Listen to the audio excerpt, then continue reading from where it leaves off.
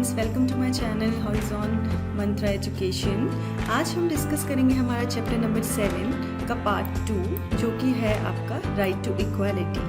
Okay, fundamental rights आज हम शुरू करने जा रहे हैं। जो हमारा फर्स्ट फंडामेंटल राइट है वो है राइट टू इक्वालिटी, जो कि 14 से लेकर 18 तक आर्टिकल्स में कवर होता है। Right to equality. Okay, right to equality को डिस्कस करने से पहले हम लोग एक कंसेप्ट डिस्कस करेंगे जो है कि rule of law. Rule of law हम डिस्कस करते हैं। एवी डाइसी नाम के एक ब्रिटिश ज्यूरिस्ट थे जिन्होंने एक बुक लिखी थी द कॉन्स्टिट्यूशन ऑफ इंग्लैंड। कौन सी? The constitution of England.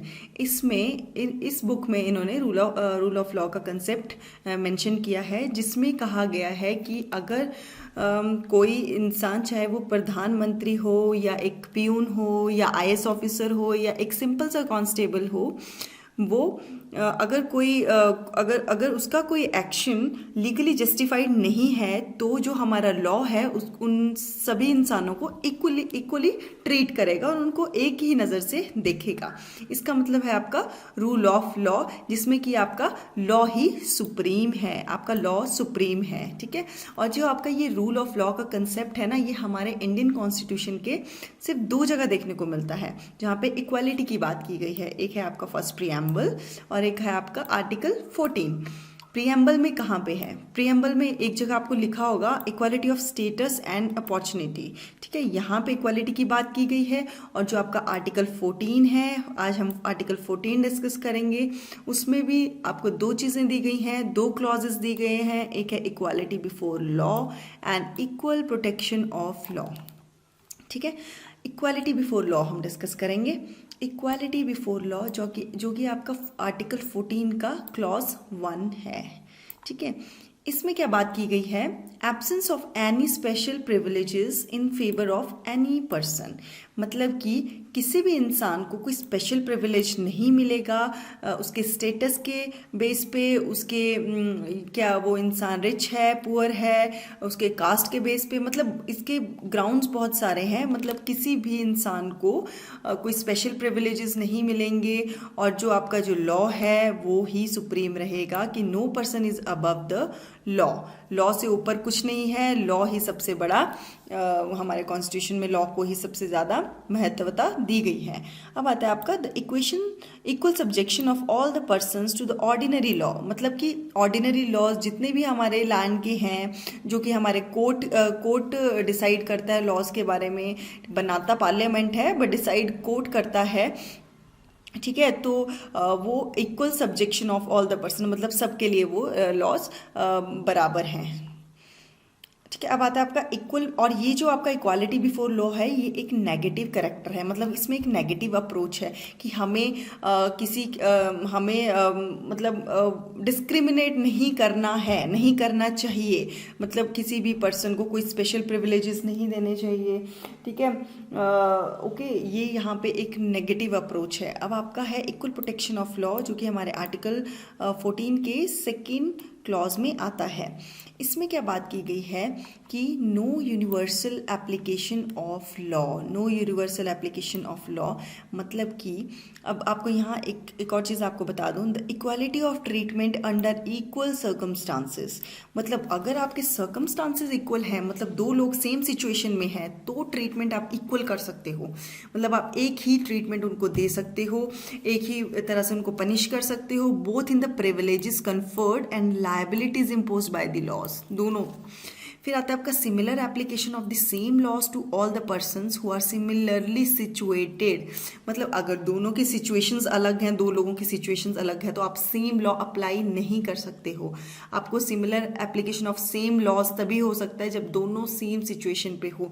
For example, मैं आपको एक एग्जाम्पल यहाँ देती हूँ। किसी के घर में 2 बच्चे हैं, एक आप 5 साल का रख लीजिए, एक आप 10 साल का रख लीजिए। ठीक है, अब आपको बोले कि आपने उन दोनों बच्चों को इक्वल ट्रीट करना है अपने घर पे, तो आप वो कैसे करोगे? आपका 5 साल का बच्चा कम खाना खाएगा, 10 साल का बच्चा थोड़ा ज़्यादा खाएगा, 5 साल के बच्चे का मेंटल डेवलपमेंट थोड़ा कम होगा, 10 साल का बच्चा थोड़ा ज़्यादा समझदार होगा, 5 साल के बच्चे का खर्चा कम है, आपके 10 साल के बच्चे का ज़्यादा है पढ़ाई का खर्चा।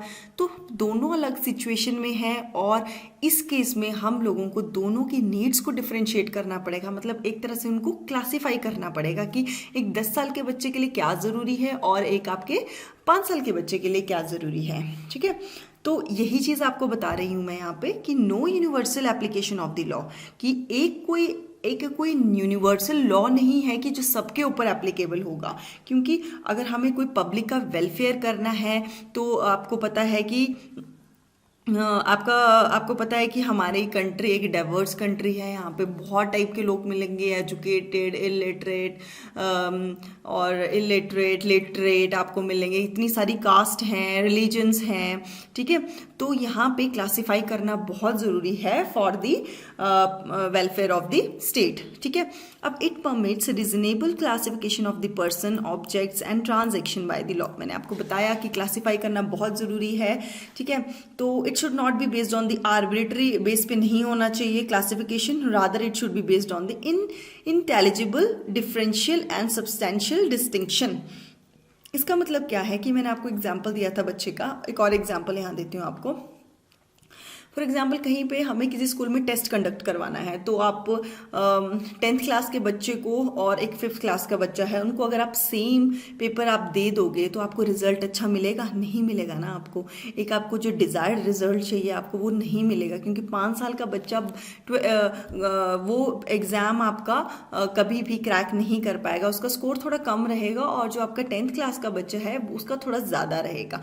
तो इस चीज़ में हम लोगों को क्या करना पड़ेगा, उसको डिफरेंशिएट करना पड़ेगा। मतलब 5 साल के बच्चे के लिए, 5th क्लास के बच्चे के लिए हमें अलग से सिलेबस अलग रखना होगा, और 12th क्लास के लिए हमें सिलेबस अलग रखना होगा। ठीक है, इस तरह की बात की है। Intangible, differential and substantial distinction करना बहुत ज़रूरी है। ओके, अब नेक्स्ट हम डिस्कस करेंगे हमारा एक्सेप्शंस क्या क्या है हमारे इक्वालिटी में। राइट टू इक्वालिटी में एक्सेप्शंस भी बहुत हैं। अब क्या है, जो हमारे प्रेसिडेंट हैं होते हैं, हमारे कंट्री के प्रेसिडेंट होते हैं और गवर्नर हमारे स्टेट के रहते हैं, उनको एक स्पेशल इम्यूनिटीज़ दी जाती हैं।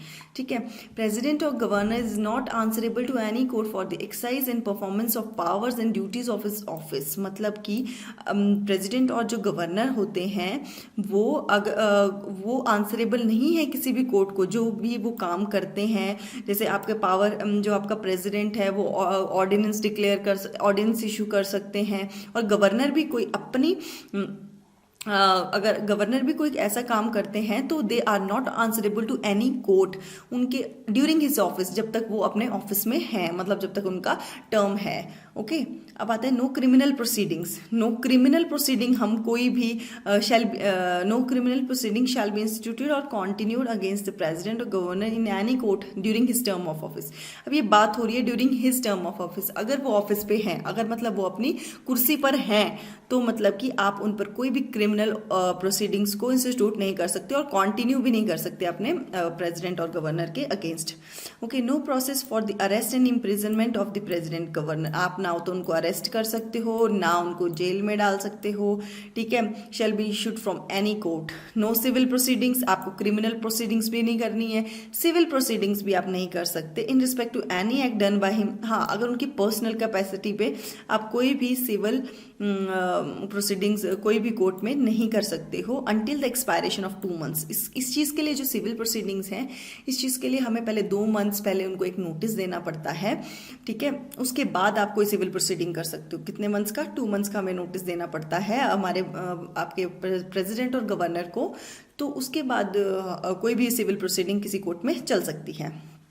अब आता है no person shall be liable to any civil और criminal proceedings in any court in respect of publication. ठीक है, अब किसी भी इंसान को, किसी भी व्यक्ति को आप अगर वो पब्लिक जो आपका न्यूज़पेपर है चाहे टेलीविज़न है, वो वहाँ पे कुछ भी रिपोर्ट करता है, जैसे कुछ भी आपके जो लोकसभा और राज्यसभा में जो प्रोसीडिंग्स होती हैं वो रिकॉर्ड होती हैं, जो भी आपके न्यूज़ चैनल्स रहते हैं और न्यूज़पेपर पे सब कुछ आता है कि आज हमारे लोकसभा के सेशन में इस चीज़ के बारे में बात हुई हुई, ये एक्ट पास किया गया, ये बिल इंट्रोड्यूस कराया गया, ये सब चीज़ें अगर कोई भी इंसान कुछ पब्लिकली उसको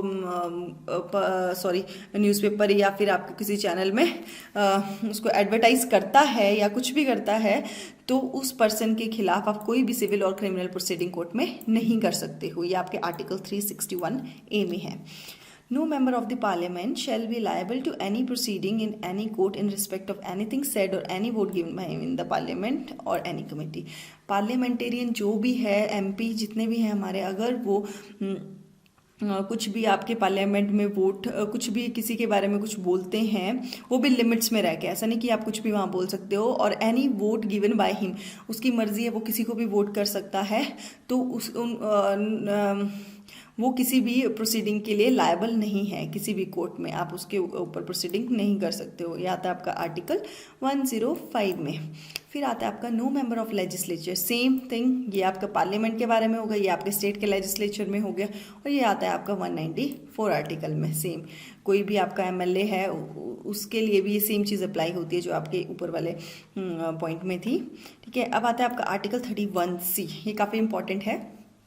आर्टिकल 31C क्या बोलता है आपका, सॉरी यहाँ पे C होना था। आर्टिकल 31C आपको क्या बोलता है, saving of laws giving effect to certain DPSPs। DPSPs क्या होते हैं, directive principle of state policy.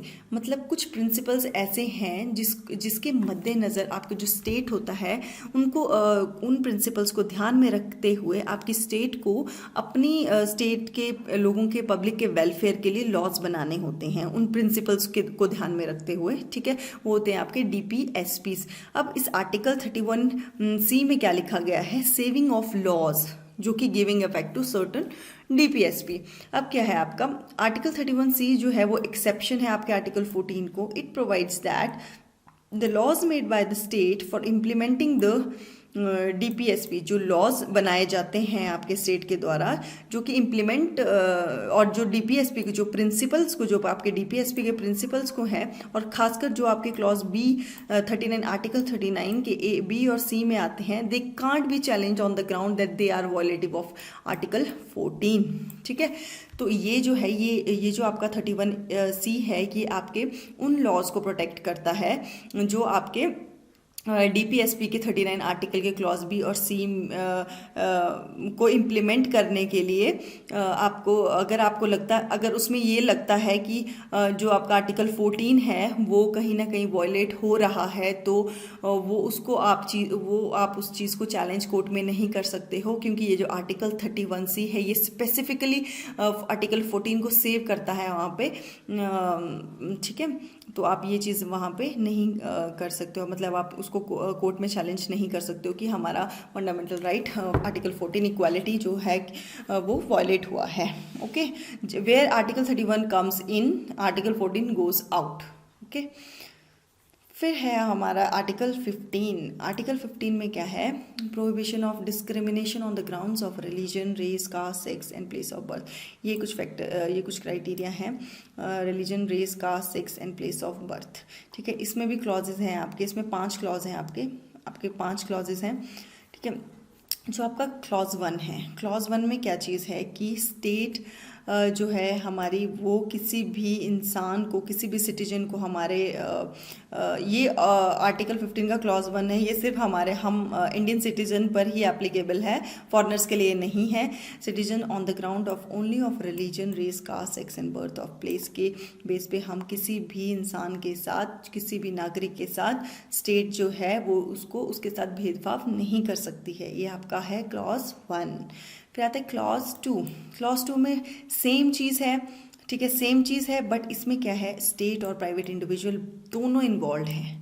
ठीक है, जो क्लॉज 2 है आपका, उसमें सेम है कि आप स्टेट जो आपके साथ भारत के नागरिक के साथ कोई डिस्क्रिमिनेशन नहीं कर सकता religion, race, caste, sex and place of birth के बेस पे। तो बट यहाँ पे क्लॉज 1 में क्या था, स्टेट के अगेंस्ट था, और यहाँ पे क्या है, बोथ स्टेट और प्राइवेट इंडिविजुअल भी किसी के साथ डिस्क्रिमिनेशन इन बेसिस पे नहीं कर सकता। अब है आपका क्लॉज 3। क्लॉज 3 क्या है? क्लॉज 3 है इसमें एक पॉजिटिव डिस्क्रिमिनेशन है, क्योंकि डिस्क्रिमिनेशन भी कुछ हद तक ज़रूरी है, कुछ जगह पे आपको डिस्क्रिमिनेशन ज़रूरी है। फॉर एग्जांपल जो हमारे वेमेन एंड चिल्ड्रन हैं उनके लिए, जो हमारे वल्नरेबल क्लासेस हैं हमारे समाज के, क्योंकि हमारे यहाँ पे औरतों को काफ़ी एक सेकंड सिटीजन के नज़र से देखा जाता है, ठीक है। तो औरतों के लिए जो भी प्रोविज़न, स्पेशल प्रोविज़न बनाए जाते हैं, उस चीज़ को हम ये नहीं बोल सकते कि ये हमारे इक्वालिटी के इक्वालिटी जो हमारे आर्टिकल 14 है उसमें डिस्क्रिमिनेट करता है, इक्वालिटी नहीं है। मतलब सॉरी, आर्टिकल 15 जो यहाँ पे आपको जेंडर, सेक्स मतलब, ओके। तो आप ये चीज़ यहाँ नहीं बोल सकते कि अगर कहीं स्पेशल प्रोविजंस दिए गए हैं वेमेन को लेके, जैसे आपके सीट्स रिजर्व्ड रहती हैं आपके, चाहे लोकल अथॉरिटीज़ हों, पंचायत हो, म्यूनसिपालिटीज़ हों, स्टेट सीट्स रिजर्व्ड रहती हैं हमारे एडमिनिस्ट्रेशन में, ओके। तो आप ये चीज़ नहीं बोल सकते यहाँ पे कि ये वॉयलेटिव है आर्टिकल 15 का, क्योंकि यहाँ पे औरतों को स्पेशल वो रिजर्वेशन मिलता है, वो आप नहीं बोल सकते। और एक और चीज़, जो चिल्ड्रन है वहाँ पे उनके लिए भी कुछ स्कीम्स और प्रोविजंस किए जाते हैं उनके बेटर डेवलपमेंट के लिए, ओके। अब आता है आपका क्लॉज 4 और क्लॉज 5 जो है ना आपका, ये सिमिलर है। फ़र्क इतना है कि हमारा जो समाज है इंडिया का, यहाँ पे बहुत से ऐसे सेक्शंस हैं जो सोशली और एजुकेशनली बैकवर्ड हैं, और ये चीज़ काफ़ी टाइम से चलती आ रही है। और उनके अपलिफ्टमेंट के लिए और उनको एडवांस करने के लिए हमारे इस क्लॉज 4 के तहत ये एक स्टेट के पास एक पावर है कि वो स्पेशल प्रोविजन कर सकती है for the advancement of the any socially and educationally backward classes और STs and STs, scheduled tribes and scheduled caste, okay. और सेम चीज़ आपके क्लॉज 5 में भी है, special provision for the advancement of any socially and educationally backward classes of citizens or for the SCs and STs regarding their admission in educational institution। ये एक फ़र्क है, ठीक है। ये एक फ़र्क है कि यहाँ पे स्पेसिफिकली एजुकेशनल इंस्टीट्यूशन की बात की गई है आपके क्लॉज 5 में, ओके। और यहाँ पे ऐसे कोई इंस्टीट्यूशंस की बात नहीं की है, यहाँ पे स्पेशल प्रोविजंस कुछ भी हो सकते हैं। यहाँ पे स्पेसिफिकली एजुकेशनल इंस्टीट्यूशंस की बात की है, whether they are aided by the government और नॉट, चाहे उनको गवर्नमेंट की एड हो चाहे ना हो, इंक्लूडिंग आपकी प्राइवेट जो आपके इंस्टीट्यूशन है वहाँ पे भी रिजर्वेशन मिलता है एजुकेशनल इंस्टीट्यूशन में, एक्सेप्ट माइनॉरिटी एजुकेशनल इंस्टीट्यूशन, जिनके अपने एजुकेशनल इंस्टीट्यूशंस रहते हैं जहाँ पे वो अपने माइनॉरिटी के लोगों को एडमिशन देते हैं, ठीक है। और ये जो अमेंडमेंट हुआ है इसमें, ये जो प्रोविजन ऐड किया गया था आपका क्लॉज 5, ये ऐड किया गया था by the 93rd amendment act 2005, okay. अब काफ़ी इंपॉर्टेंट आर्टिकल आता है हमारा आर्टिकल नंबर 16, जिसमें बात की गई है equality of opportunity in public employment. मतलब जॉब्स में आपको इक्वालिटी के साथ आपको हर जगह आपके जो जॉब्स हैं, जो आपके पब्लिक सेक्टर अंडरटेकिंग्स हैं, वहाँ पे आपको इक्वालिटी इक्वल ट्रीट किया जाएगा, आपको सबको इक्वल अपॉर्चुनिटीज़ आपको वहाँ पे दी जाएंगी, ठीक है। तो अब इसमें क्या है, हाँ, equality of opportunity in public employment और appointment to any office under the state, same चीज़। अब इसमें भी ना क्लॉजेज हैं, इसमें 5 क्लॉजेज हैं आपकी, ये बहुत ज़्यादा इंपॉर्टेंट क्लॉजेज हैं आपके आर्टिकल 16 के क्लॉजेज हैं।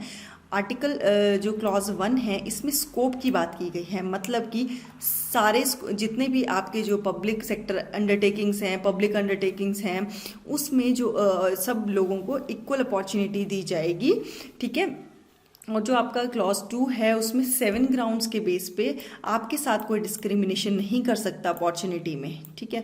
और ये आपके आर्टिकल 15 में भी मेंशन थे आपके सारे, एक्सेप्ट डिसेंट और रेजिडेंस, ये बहुत इंपॉर्टेंट है, ये आगे डिस्कस करते हैं, ठीक है। 7 ग्राउंड्स के बेस पे आपके साथ कोई डिस्क्रिमिनेशन नहीं कर सकता कि आपको जॉब पे रखा जाए या ना रखा जाए, ठीक है। ये यहाँ पे इक्वालिटी आपको मिलेगी, ओके। आपका क्लॉज 3 है रेजिडेंस। आपको पता है इंडिया में बहुत सी स्टेट्स ऐसी हैं जो काफ़ी बैकवर्ड हैं, और स्टेट्स में भी कुछ एरिया हैं जो काफ़ी बैकवर्ड हैं, एजुकेशनली और सोशली दोनों तरफ से बैकवर्ड हैं। फॉर एग्जांपल आप देख लीजिए, जैसे आपके जो ट्राइबल स्टेट्स रहती हैं, जैसे छत्तीसगढ़ हो गया, झारखंड हो गया। छत्तीसगढ़ में भी कुछ एरिया हैं कि जो बहुत ही ज़्यादा पिछड़े हुए हैं, वहाँ पे नक्सलाइट्स हैं, नक्सलवादी ज़्यादा हैं, तो उन लोगों के डेवलपमेंट के लिए पर्टिकुलर जो स्टेट है उसके पास एक पावर होती है कि वो अलग से उनको रिजर्वेशन दे, जो उस एरिया के लोग हैं उनको रिजर्वेशन दे, ताकि वो जो उस स्टेट के जो अदर दूसरे जो उस स्टेट के जो अदर एरियाज़ हैं वहाँ के लोगों को compete कर सकें। ओके, और इक्वालिटी बनी रहे, इसलिए आप रेजिडेंस भी एक क्राइटेरिया है। फिर है आपका बैकवर्ड क्लासेस, ये आपको मैं अच्छे से समझाऊंगी, आपका आर्टिकल 16 क्लॉज 4 में आएगा। इसके लिए हमें एक मंडल कमीशन को हम थोड़ा डिस्कस कर लेते हैं। हमारा मंडल कमीशन था, जो आपको पता है 1979 में क्या हुआ। 1979 में क्या था, आपका जो जनता पार्टी थी और उस जो आपके उस टाइम जो प्रधानमंत्री थे मोरारजी देसाई थे, उन्होंने क्या किया, उन्होंने बोला कि उन्होंने एक कमीशन का गठन किया जिसका नाम था बीपी मंडल कमीशन, जो कि बीपी मंडल उसके चेयरमैन थे और वो एक पार्लियामेंटेरियन थे बीपी मंडल जी। उनके अध्यक्षता में एक कमीशन को गठित किया गया और उन्होंने कहा उनसे कहा गया कि आप प्लीज़ आइडेंटिफाई करें कि हमारी कंट्री में सोशली और एजुकेशनली बैकवर्ड क्लासेस कौन कौन सी हैं और कितनी हैं। ठीक है, तो इसमें क्या हुआ, जो मंडल कमीशन था उन्होंने आइडेंटिफाई किया कि अराउंड 3400 समथिंग जो हमारे इंडिया में कास्ट हैं वो एजुकेशनली और सोशली बैकवर्ड हैं। ठीक है, तो उन्होंने क्या किया, और उन्होंने क्या किया आपका उन्होंने क्या किया उसके बाद जो 1979 में आया, तो क्या हुआ उसके बाद उन्होंने रिकमेंड किया कि इन 1980 में क्या किया, उन्होंने अदर बैकवर्ड क्लासेस नाम के क्लासेस को निकाला और बोला कि जो हमारे इंडिया में है वो 52% जो इंडिया की पॉपुलेशन है वो सोशली और आपके एजुकेशनली बैकवर्ड है। 50 टोटल में से 52% आपके सोशली और एजुकेशनली बैकवर्ड क्लासेस हैं हमारे इंडिया में। और उन्होंने जो कमीशन की रिपोर्ट आई थी 1980 में, और उन्होंने रिकमेंड किया जो 27% जो कोटा है, रिजर्वेशन है वो जॉब्स का, वो अदर बैकवर्ड मतलब ओबीसी क्लासेस को दिया जाए। ओके, तो जो कि किसके अंडर है, सेंट्रल गवर्नमेंट के और पब्लिक सेक्टर अंडरटेकिंग्स हैं जो PSUs हैं, उनमें 27% का कोटा आप ओबीसीज को दे। ये आपके बीपी मंडल जो आपका मंडल कमीशन था उनकी रिकमेंडेशन थी 1980 में। ठीक है, उसके बाद क्या हुआ, आफ्टर 10 ईयर्स 10 साल के बाद क्या हुआ, 1980 के बाद 1990 में क्या हुआ, बीपी सिंह की गवर्नमेंट आ गई। ठीक है, बीपी सिंह की गवर्नमेंट ने क्या किया, इन्होंने तो सिर्फ रिकमेंड किया था, और 10 साल के बाद क्या हुआ, बीपी सिंह की गवर्नमेंट ने क्या डिक्लेयर कर दिया, उन्होंने इम्प्लीमेंट किया 27% government jobs for the OBC, 27% उनको कोटा देने की बात कही गई। ओके, और उसके बाद क्या हुआ आपका, और यहाँ पे सिर्फ आपको मैं बता दूँ जो आपका 17% जो आपका रिजर्वेशन था वो SC और STs के लिए था। ठीक है, बट प्रमोशन में यहाँ पे बात की गई कि प्रमोशन में हम रिजर्वेशन नहीं देंगे, ये प्रमोशन रिजर्वेशन के बेस पे नहीं होगा। ओके, फिर आपका 1991 में नरसिम्हा राव गवर्नमेंट हुई जिसने बात की कि हमें 10% जो है जॉब्स हैं, मतलब हमें रिजर्वेशन 10% जो कोटा है वो हमें जो आपके हायर कास्ट के जो इकोनॉमिकली वीकर सेक्शन के जो लोग हैं हायर कास्ट के, उनको हमें 10% का कोटा उन लोगों को देना चाहिए। बट जो सुप्रीम कोर्ट का रूलिंग आया था उन्होंने इस चीज़ को रिजेक्ट किया और उन्होंने कहा कि एक सीलिंग लिमिट होनी चाहिए, 50% से ऊपर रिजर्वेशन नहीं जाएगा और 50% के ऊपर रिजर्वेशन नहीं जा सकता। ओके, और आपके सीलिंग लिमिट लगा दी उन्होंने 50% के लिए, और जो 10% की बात की थी वो उन्होंने टोटली रिजेक्ट कर दिया। ठीक है, तो ये आपका आता है यहाँ पे बैकवर्ड, जो क्लॉज 4 है वो आपका है बैकवर्ड क्लासेस के लिए। ठीक है, अब क्या हुआ, ये चीज़ आपकी जो पार्लियामेंट थी उनको अच्छी नहीं लगी, तो आपकी जब इंदिरा गांधी की गवर्नमेंट थी पार्लियामेंट को अच्छी नहीं लगी तो उन्होंने एक अमेंडमेंट एक्ट निकाला, 77th अमेंडमेंट एक्ट, जिसमें उन्होंने बात की कि उन्होंने क्लॉज ऐड किया, 4A क्लॉज ऐड किया और बोला कि जो आपका प्रमोशन है, अब जो प्रमोशन है चाहे आपकी जो प्रमोशन है, अगर प्रमोशन के उसमें भी अगर आपकी लिमिट प्रमोशन दिया जाए, आपका रिजर्वेशन के बेस पे प्रमोशन दिया जाए, ये आपके 77th अमेंडमेंट एक्ट में बात की गई। और जो आपका जो आपका अनफिल्ड वैकेंसी वाला है वो आपका 81st अमेंडमेंट एक्ट था, तो उसमें क्या बात की गई, उन्होंने कि पहले क्या था कि मैंने आपको बताया 70% जो कोटा था वो SC/STs के लिए था। तो अब उसमें क्या होता था, जैसे किसी भी गवर्नमेंट जॉब में या इंस्टीट्यूशंस में अगर आपकी जो रिजर्व सीट्स हैं SC/STs की अगर वो खाली रह जाती हैं, वेकेट रह जाती है, तो उनको कैरी फॉरवर्ड कर दिया जाता था। कैरी फॉरवर्ड तो कैरिड फॉरवर्ड होते होते क्या हुआ कि वो अराउंड वो आपकी 50% से ऊपर रिजर्वेशन जाने लगा। तो इसमें क्या किया, जो सुप्रीम कोर्ट था उन्होंने एक सीलिंग लिमिट लगा दी थी कि 50% से ऊपर नहीं जा सकता। बट जो आपकी पार्लियामेंट थी उन्होंने एक अमेंडमेंट निकाला, 81st अमेंडमेंट एक्ट, जिसमें उन्होंने कहा कि 50% से ऊपर भी अगर आपकी सीलिंग चली जाती है तो वो एक्सेप्टेबल है। ओके, वो आपका अनफिल्ड वैकेंसी था। फिर आपका आता है क्लॉज 5, इसमें बात की गई है रिलीजियस इंस्टीट्यूशंस, मतलब कि कोई भी रिलीजियस इंस्टीट्यूशन जैसे आपके मदरसे वगैरह रहते हैं या फिर कोई भी और आपके रिलीजन के जो इंस्टीट्यूशंस रहते हैं, वहाँ पे अगर कोई पोस्ट ऐसी है जहाँ पे सिर्फ उसी रिलीजन का इंसान को वो परमिट करते हैं कि उसी रिलीजन का इंसान को वो पोस्ट मिलेगी, तो उसमें हम ये चीज़ नहीं बोल सकते कि यहाँ पे डिस्क्रिमिनेशन हो रहा है, पर्टिकुलर किसी धर्म के इंसान को उस पोस्ट पे रखा जा रहा है, तो उस चीज़ को हम डिस्क्रिमिनेशन नहीं मानेंगे और वो ही इसके लिए एलिजिबल होगा। ओके, ये आगे आपके क्लॉजेस, आर्टिकल 16 के क्लॉजेस हैं आपके, ये 5 क्लॉजेस, ठीक है। हाँ, ये आपके थोड़े एक्सेप्शंस हैं, मैंने यहाँ पे आपको बता दिए हैं। Parliament can prescribe residence as a condition for certain emolument in the state और UT as a public employment act, there is no such provision. But अब ऐसा कोई प्रोविजन नहीं है एक्सेप्ट आंध्र और तेलंगाना, सेम चीज़ है। The state can provide for reservation of appointments in favour of any backward classes, मैंने आपको आर्टिकल क्लॉज 4 बता दिया। A law can provide that the incumbent office related to religious, ये आपका क्लॉज 5 है। मंडल कमीशन मैंने आपको पूरा समझा दिया। अब आते हैं हमारा आर्टिकल 17। आर्टिकल 17 में क्या है, अबॉलिशन ऑफ अनटचेबिलिटी, ठीक है। अनटचेबिलिटी, अबॉलिशन ऑफ अनटचेबिलिटी, आपको पता है अनटचेबिलिटी नाम का शब्द हमारे कॉन्स्टिट्यूशन में मेंशन नहीं किया गया है, ठीक है। और ये जो आर्टिकल 7 है यहाँ पे टोटली बात की गई है कि it should be abolished untouchability and forbid it's practice in form. इस आर्टिकल में बात की गई है आपका, एक तो आता है आपका आर्टिकल 17, एक आता है आर्टिकल 35, ठीक है। आर्टिकल 35 में क्या बात की है, जो पार्लियामेंट है वो जितनी भी आपके यहाँ पे फंडामेंटल राइट्स हैं, अगर उनको कोई वॉयलेट करता है या फिर इसको कोई अनटचेबिलिटी के नाम पे कोई ऑफेंस करता है, उस चीज़ पर आपका जो पार्लियामेंट है वो रूल्स या लॉज बनाती है और उसको पनिश भी कर सकती है, अबॉलिशन ऑफ अनटचेबिलिटी में। अब क्या है, अब 1976 में क्या हुआ, सबसे पहला था आपका अनटचेबिलिटी ऑफेंस एक्ट 1955 को अमेंड कर दिया गया और उसको बना दिया गया आपका प्रोटेक्शन ऑफ सिविल राइट्स 1955, और इसको and make penal provisions more stringent, और जो उसके ऑफेंसेस को, जो ये ऑफेंस करेगा उसको पनिशमेंट को वो भी ज़्यादा स्ट्रिंजेंट कर दिया गया। अब सबसे इम्पॉर्टेंट चीज़ है कि ये अब आपका जो ये मैंने एक्ट बताया, ये protection of civil rights act 1955 के अकॉर्डिंग क्या किया इन्होंने, काफ़ी इसमें चेंजेस किए गए आपके इस एक्ट में। तो क्या बोला गया, जो आपका अगर कोई अनटचेबिलिटी के नाम पे, छुआछूत के नाम पे कोई ऑफेंस करता है तो उस ऑफेंस को इन्होंने नॉन कंपाउंडेबल डिक्लेयर कर दिया। नॉन कंपाउंडेबल ऑफेंस वो ऑफेंस होता है जिससे आपको एक पर्टिकुलर इंडिविजुअल को भी और साथ के साथ पूरी सोसाइटी को भी नुकसान होता है, जिस ऑफेंस से उसको नॉन कंपाउंडेबल ऑफेंस कहा जाता है।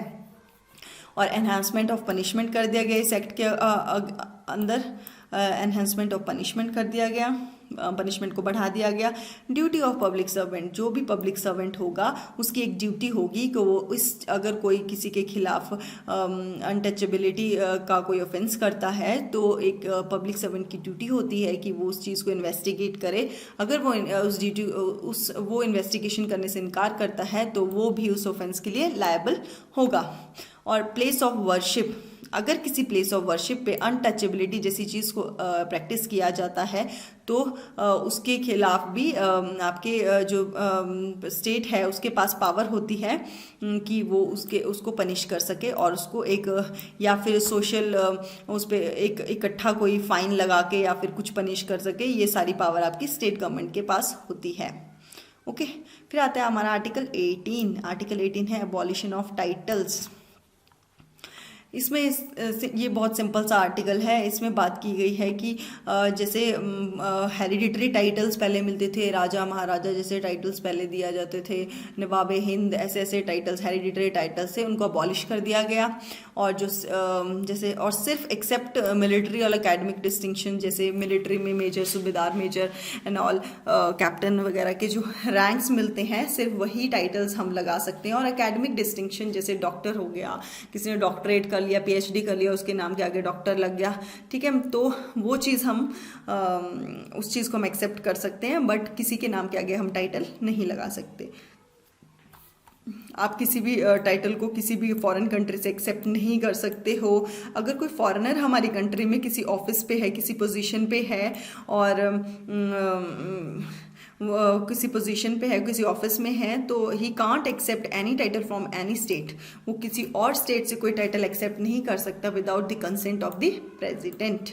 ओके, नो सिटीजन और फॉरेनर, यहाँ पे सिटीजन की बात भी हो रही है और फॉरेनर की बात भी हो रही है। अगर वो हमारी किसी हमारी कंट्री में किसी ऑफिस या किसी पोजीशन पर है तो he can't accept any profit, emolument और office title from any foreign state without the consent of the president.